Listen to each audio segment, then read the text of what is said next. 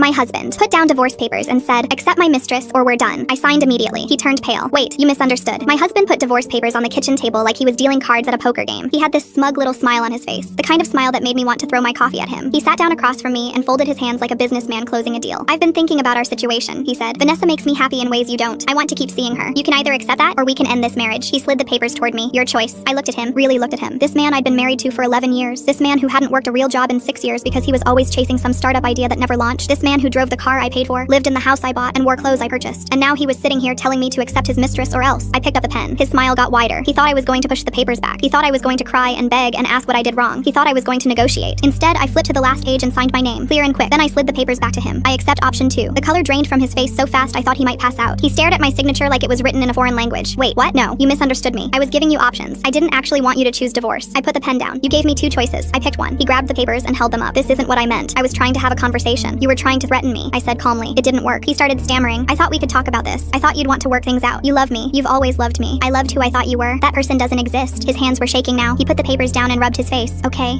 let's just forget this happened. I'll tear these up. We can pretend this conversation never took place." I shook my head. I already signed, and I meant it. His voice got high and desperate. "You can't just end 11 years like this. Over one mistake." "One mistake? You've been sleeping with Vanessa for 8 months. I found the credit card statements, the hotel charges, the jewelry purchases that never came home to me. I've known for 3 months. I just didn't say anything because I was preparing." His face went from pale to green. "Preparing for what?" I stood up and walked to the counter where I'd left a folder. I dropped it in front of him. "This is the asset breakdown my lawyer prepared. The house is mine. I bought it 2 years before we got married and never added your name. My retirement accounts are protected under the prenup you signed. The cars are both in my name because your credit was too bad to be on the loans. Your startup investments came from my salary, which means they're marital property, but since they're all worthless, that doesn't matter much." He opened the folder with trembling hands. "This can't be right. It's very right. I had it checked 3 times. His voice cracked. "What about the joint account, the one you emptied last week?" "I took what was mine, which was most of it since you haven't deposited anything in 14 months. He slammed his hand on the table. "This is insane. I gave you 11 years of my life. You gave me 11 years of excuses and empty promises. I worked 70 hours a week while you played entrepreneur. I paid every bill while you bought your girlfriend diamond earrings with my money. Don't talk to me about what you gave." He stood up so fast his chair fell over. "I'll fight this. I'll get a lawyer. I'll take you for everything." I almost laughed. "With what money? Your checking account has $47 in it." "I know because I transferred everything else back to my personal account yesterday. Everything I put in, which again was almost everything." He started pacing. His hands were in his hair. He looked like a trapped animal. Vanessa will help me. She has money. Her husband has money." I let that sit for a second. "Her husband?" He froze. "What? Did you think she was single? She's been married for 15 years. I sent her husband copies of everything last night. The texts, the photos, the hotel receipts." I imagine their conversation this morning was very similar to ours. His knees actually buckled. He caught himself on the counter. "You didn't." "I did." He was quiet for a long time. Then he looked up at me with wet eyes. "Where am I supposed to go?" I picked up my coffee and took a sip. "Not my problem. I gave you 11 years. I supported every failed idea. I believed every lie. You decided we weren't partners when you started sleeping with someone else." He tried one more time. "I made a mistake. People make mistakes. You can't just throw me away." "I didn't throw you away. You threw us away. I'm just finally accepting it. My lawyer will be in touch. You have until Friday to get your things out." He was gone by Thursday. Last week his mother called crying. She asked if I would reconsider. Not my problem.